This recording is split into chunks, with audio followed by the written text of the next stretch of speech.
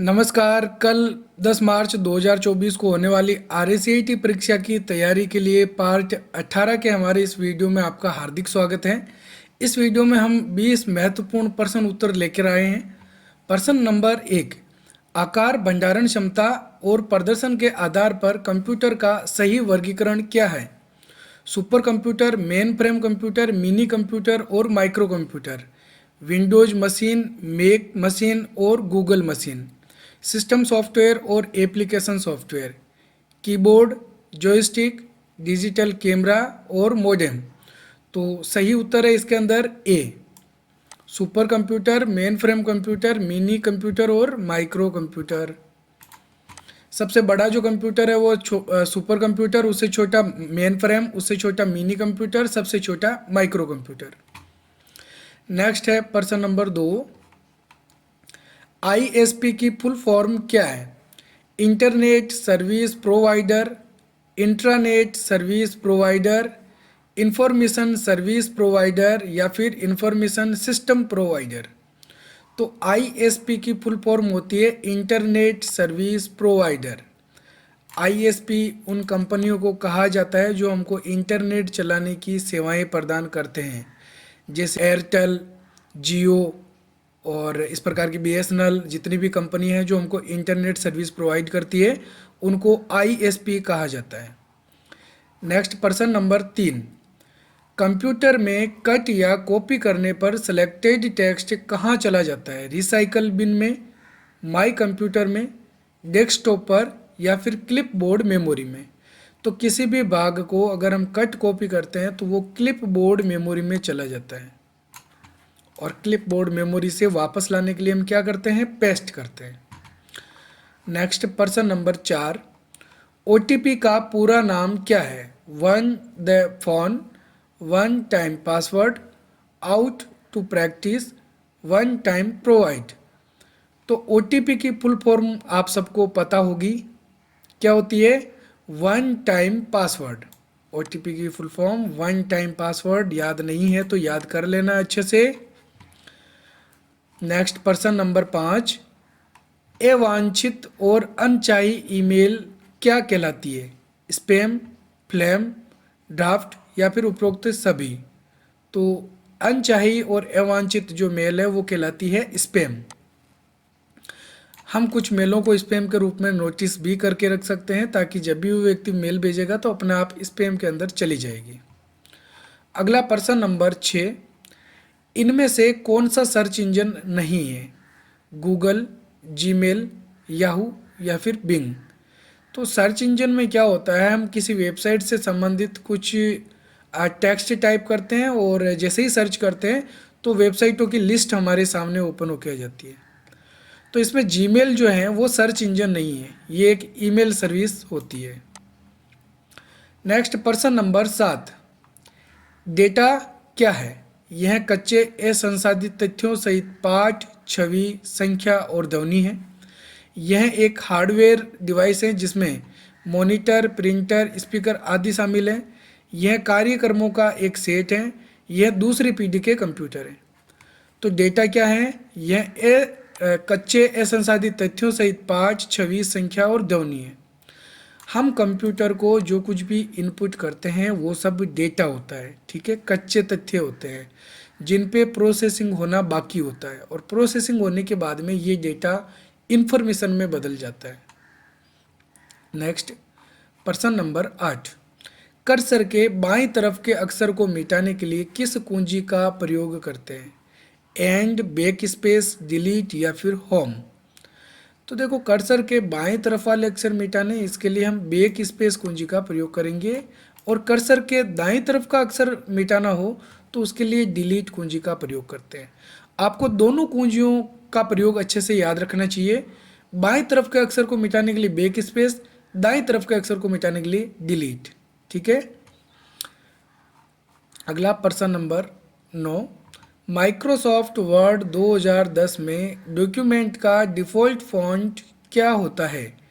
Calibri, aerial, Cambria या फिर times new Roman. क्या होगी फॉन्ट? कैलिबरी होगी, ठीक है। फॉन्ट साइज 11 होती है और फॉन्ट कैलिबरी कोष्टक में बॉडी लिखा होता है, कैलिबरी बॉडी। नेक्स्ट प्रश्न नंबर 10, QWERTY किससे संबंधित है? कीबोर्ड, माउस, प्रिंटर या फिर मॉनिटर? तो QWERTY जो है वो कीबोर्ड से संबंधित है। आपने कीबोर्ड देखा होगा कंप्यूटर वाला, इसमें QWERTY से जो टॉप रो है वो स्टार्ट होती है, इसीलिए इसको QWERTY वाला कीबोर्ड कहा जाता है। नेक्स्ट प्रश्न नंबर 11, माइक्रोसॉफ्ट एक्सेल 2010 का फाइल एक्सटेंशन नेम क्या होता है? .docx, .pptx, .xlsx, .exls? तो सही उत्तर है इसमें सी, .xlsx। तो ये माइक्रोसॉफ्ट एक्सेल 2010 का फाइल एक्सटेंशन नेम होता है, और अगर 2003 का पूछा जाता है तो इसमें एक्स एड नहीं होता है, .xls। ठीक है। अगला प्रश्न नंबर 12, इनमें से एक्सेल में सेल A1 से लेकर D1 में सबसे बड़ी संख्या ज्ञात करने के लिए किसका प्रयोग किया जाएगा? काउंट, कोष्टक, A1:D1 या फिर सम या फिर मीन या फिर मैक्स? तो सबसे बड़ी संख्या ज्ञात करनी है, इसके लिए हम मैक्स का प्रयोग करेंगे। इक्वल मैक्स कोष्टक A1:D1 कोष्टक बंद। ठीक है। तो इसमें जो उत्तर हमको मिलेगा वो रहेगा A1 से लेकर D1 के बीच में जो भी बड़ी संख्या होगी वो, ये इसका परिणाम रहने वाला है। अगला प्रश्न नंबर 13, इंटरनेट एक्सप्लोरर को फुल स्क्रीन पर देखने के लिए शॉर्टकट कुंजी क्या है? F1, F5, F7 या फिर F11? तो फुल स्क्रीन पे ब्राउज़र को ओपन करके देखना है, इसके लिए F11 का प्रयोग करते हैं। इंटरनेट एक्सप्लोरर या फिर बाकी के कुछ ब्राउज़र हैं वो भी इसको अच्छे से सपोर्ट करते हैं। नेक्स्ट प्रश्न नंबर 14, कंप्यूटर की सिस्टम इंफॉर्मेशन देखने के लिए क्या सर्च किया जाता है? MSIN FO32, SYSTM system 64, system 32 या फिर इन्फोर सिस्टम 32? तो कंप्यूटर सिस्टम की जो इन्फॉर्मेशन है उसको देखने के लिए MSIN इन्फो 32 का प्रयोग किया जाता है। इसको हम सर्च करेंगे तो सिस्टम की इन्फॉर्मेशन हमारे सामने आ जाएगी। अगला प्रश्न नंबर 15, ईमेल के साथ भेजी गई फाइल को क्या कहा जाता है?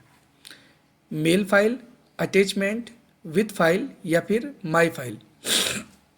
तो ईमेल के साथ में जो फाइल हम अटैच करके भेजते हैं उसको बोलते हैं हम अटैचमेंट फाइल। ठीक है। ईमेल के साथ में भेजी गई फाइल अटैचमेंट कहलाती है। प्रश्न नंबर 16, SSO का URL क्या है? sso.gov.in, sso.gov.rajasthan.in, sso.rajasthan.gov.in, sso.gov.com?